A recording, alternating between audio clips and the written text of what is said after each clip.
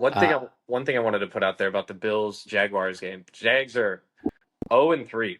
Okay, people are up in arms about Lawrence not playing that well, but there was a crazy stat that just came out about Josh Allen versus man coverage against the Jaguars the past 2 years versus uh, yesterday. So they ran, I believe it was like 80% of zone and then 78% of zone versus Josh Allen when they played him the past 2 years. 2021 or 2022 it might have been.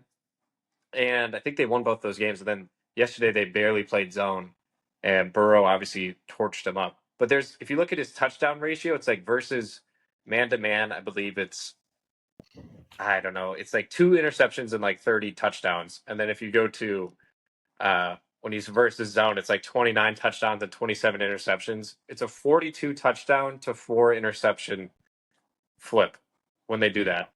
So it's a ginormous swing. And it's like, how do we find that out? And the coaching staff for the Jaguars don't have that in the game plan.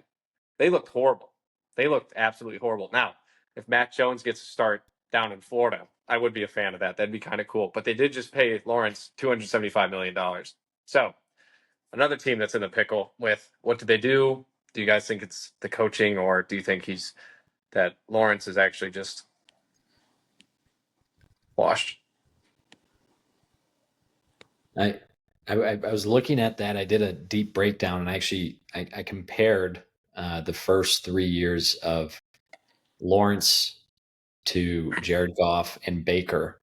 And when I was thinking through it, a bit different where that first year Jaguars were certainly rebuilding. You had the Urban Meyer debacle.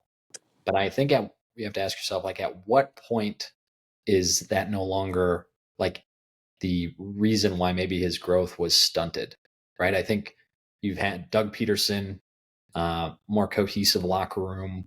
And I think the thing with him, which a lot of these guys, it's hard. It's you have all of this draft hype around you, and best quarterback since Andrew Luck, sure thing, big, easiest bet you could make as a team, and he has not been playing up to those franchise levels. The NBA player comp, when I was really thinking through it for draft pedigree and all, I would compare Trevor Lawrence to Andrew Wiggins right now.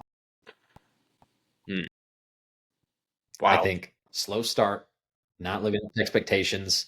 And I threw out the question, like, does Trevor Lawrence eventually, they just gave him a big deal, so it's not happening this year, next year, maybe that third or fourth year. Does he need a second home, a different team to kind of find his footing, and maybe a different system even? I'll be interested to see if we look back in 2031 and if Lawrence is still the guy or not. I don't know. Well, there was a rumor that Doug Peterson said, I don't know if he's contemplating, but the QB position is like open. He did say that, I think, today. So if he does get benched, where do they ship him off? Does anybody even take him because of his contract? Because he's one of the highest paid QBs, I believe, in the NFL. And I think that's a huge red flag if you're paying this guy all this money that's 3 games in. The coach is already like, I don't even know if we can have this guy as the QB. But if Mac Jones makes a comeback, it would be kind of cool. Big fan of Mac Jones on the field, to say the least. So any big money quarterback just screams going to the Colts and it not working out, and then we just end up paying him off. That just screams it, and I hate that. I'm so glad we have a terrible quarterback. No, they would never do it in division, but dang, it just screams Trevor Lawrence to the Colts. A couple thoughts I had is one, love talking AFC South football tonight with you guys. I know, trash football. It's like the number one WNBA podcast that we were over the summer. Might be number one AFC South podcast. So that's big. Two, but we've talked a lot tonight about week 3, week 2. No, we were in week 3. Talked a lot about week 3 of hey, should they move off of this? Should I already look forward to the draft? Gentlemen, it's week 3. And maybe that's just us, overreaction Tuesday, finally dissecting the week of football that we all just watched.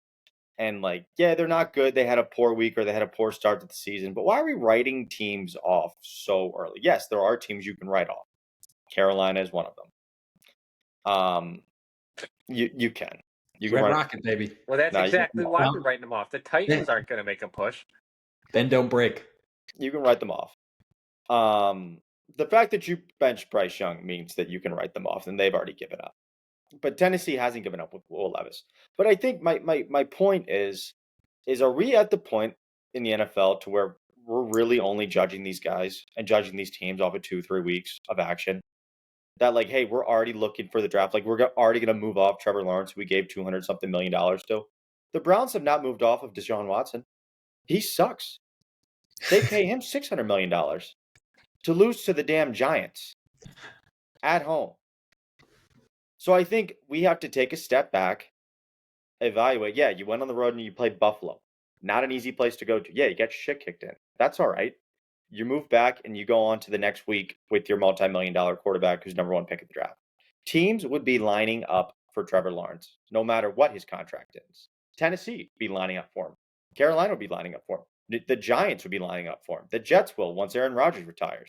The Vikings would have been lining up for him right now. And they already have their young quarterback in J.J. McCarthy who's hurt, and Sam Darnold.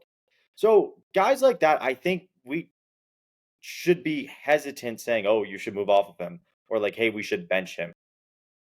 If you bench him, what does that do to his confidence? Because he's still a young quarterback, to where your Sure. head coach has lost trust in you, or it could light a fire under his ass. It's one or the other.